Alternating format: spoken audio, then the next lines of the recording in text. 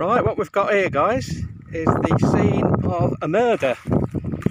Toon and I, about an hour and a half ago, were draining a pond down and to get our Mekong catfish out.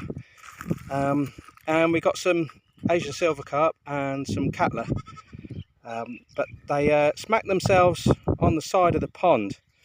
So they were a little bit worse for wear, but we still chanced our arm and put them in here. And I just came to clean the goat house out, and I've seen this carnage.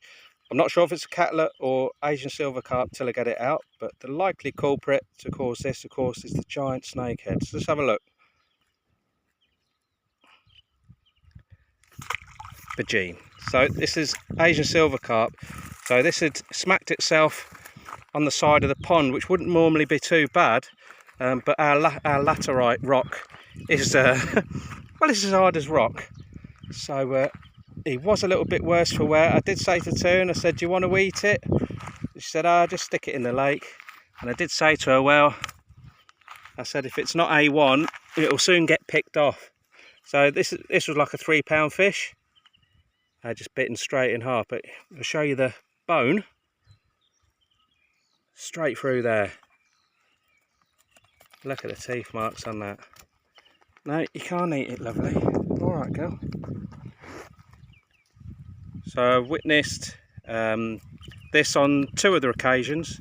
Actually saw it happen once where one of these jumped out of the water and another one didn't jump quite quick enough, and just you heard the thud, and it just floated up to the surface like this.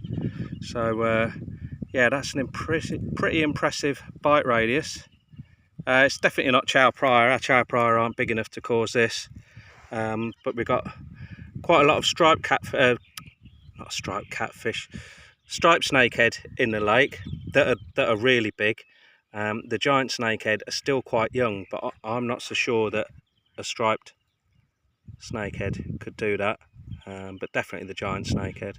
We've got another few fish like wallagoos and that we put in years ago that we caught in the wild. God knows what size they are now.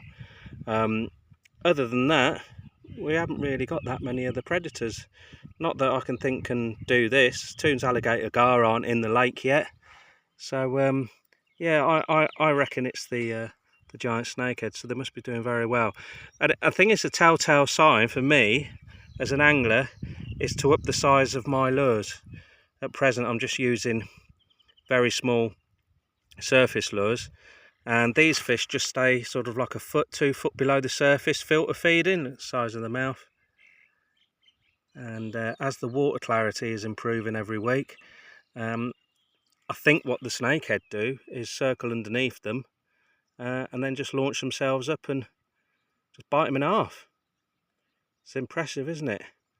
So I'm not distraught, and I'm not concerned, and they're my favourite fish, giant snakehead, so I'm looking forward to connecting with one of these big ones.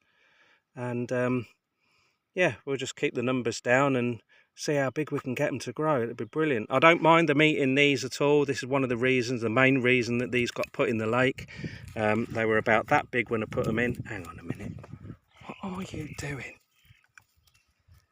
They were 75 satang each. So I think that's about 2p each in British pound money.